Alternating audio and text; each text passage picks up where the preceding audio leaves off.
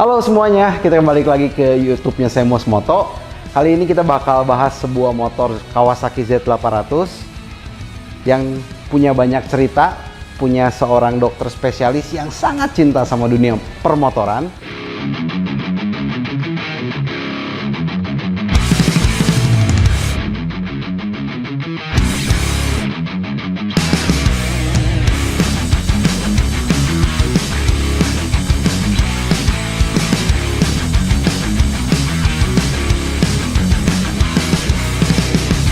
Ini adalah salah satu motor pertamanya yang dia beli baru dari tahun 2013, jadi setengah dari baru. Odonya sekarang 63.000. Dari tahun 2013 sampai tahun 2020, berarti udah sekitar 7 tahun dia pakai motor ini. Dokter ini prakteknya di salah satu rumah sakit di Bandung dan juga di Puncak.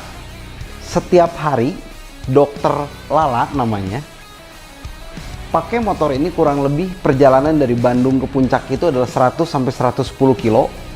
Jadi kalau pulang pergi total 220 kilo per hari dia pakai ini motor. Ini cukup membuktikan bahwa dokter ini sangat cinta sama motor. Karena di rumahnya mobilnya lumayan banyak. Ada VW, ada BMW, tapi dia tetap lebih pilih pakai motor kalau dia mau praktek ke rumah sakit di Puncak itu. Ini adalah salah satu motor yang gue cukup seneng ngelihatnya.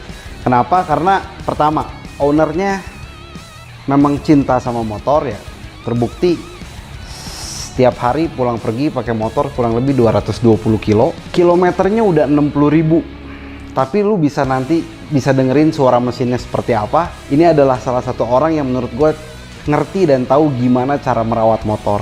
Karena sampai hari ini mesinnya suaranya menurut gue sangat amat smooth. Nggak ada suara berisik sedikit pun. Bisa dibandingin sama motor-motor yang kilometernya lebih rendah. Gue banyak menemukan Kawasaki Z800 yang odometernya jauh di bawah ini, yang kondisi mesinnya mungkin lebih sedikit kasar dibandingin ini. Ini adalah salah satu motor yang menurut gue perawatannya top notch. Meskipun ini bukan modifan Sultan, tapi setiap part yang nempel di motor ini adalah memang part yang diperlukan sama Dokter Lala. Contoh, Dokter Lala ngerasa rem standar Z800 kurang. Dia melakukan upgrade di master rem, tapi kalipernya tetap standar. Jadi bukan satu modif head-on yang kalipernya harus upgrade jadi radial, terus masternya harus di-upgrade juga jadi radial. Nggak seperti itu. Memang Dokter Lala ini melakukan upgrade karena memang sesuai dengan kebutuhannya.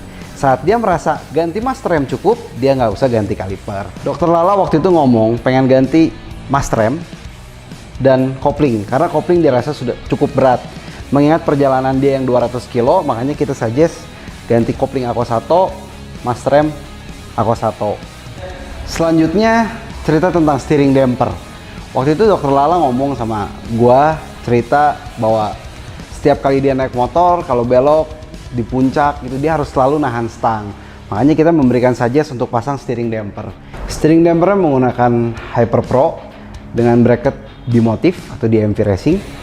Saking seringnya motor ini dipakai, sampai terakhir gue melihat bahwa jok motornya ini busanya sampai mulai tipis.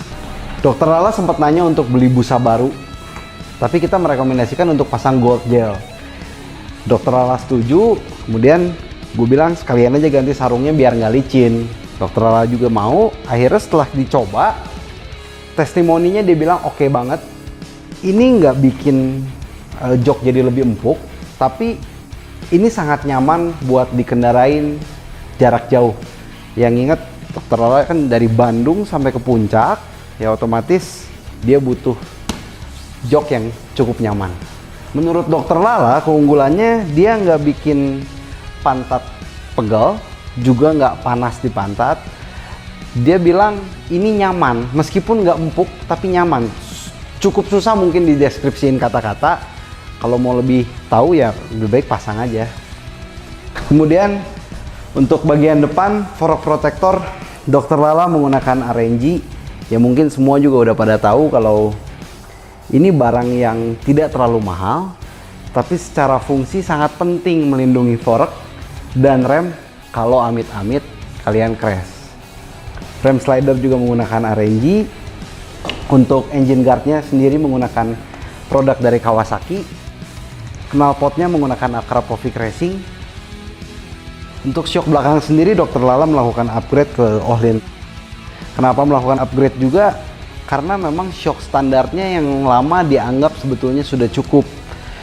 Cuman terakhir pada saat kita cek kondisinya, shock belakang itu sudah bocor. Ya seperti yang kalian tahu, upgrade shock belakang Ohlin pasti lebih baik. Kenapa? Karena Ohlin sendiri bisa ada settingan untuk kompres, untuk rebound, dan untuk preloadnya sendiri. Sedangkan untuk suspension standarnya hanya aja setelan rebound dan preload. Kalau yang Ohlin ini kita bisa setel, bisa spesifik berapa sentimeter sak yang kita perlukan. Untuk chain guard menggunakan merek Rizoma.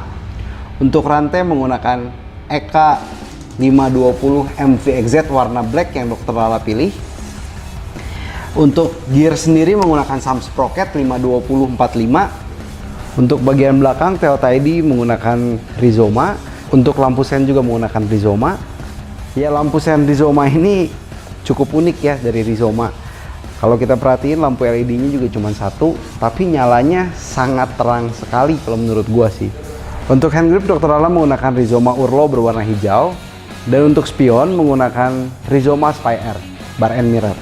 Nah, untuk bagian yang satu ini, untuk bagian pelek, ini ada ceritanya sendiri sebetulnya.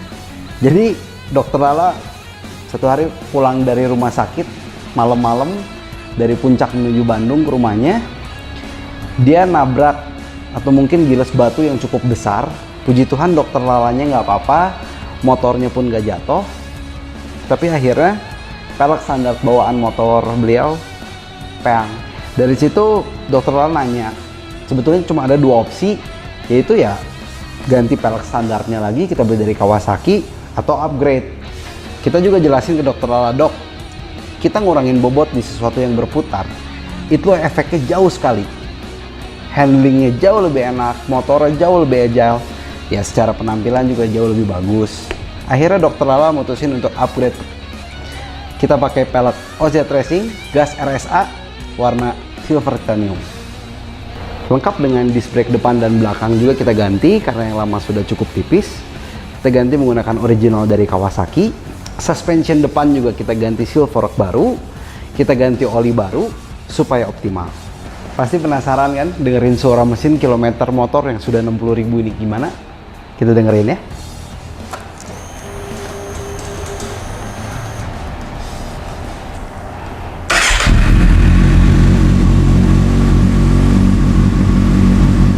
Mesinnya smooth banget, nggak ada berisik valve, nggak ada berisik dari tensioner, benar-benar smooth.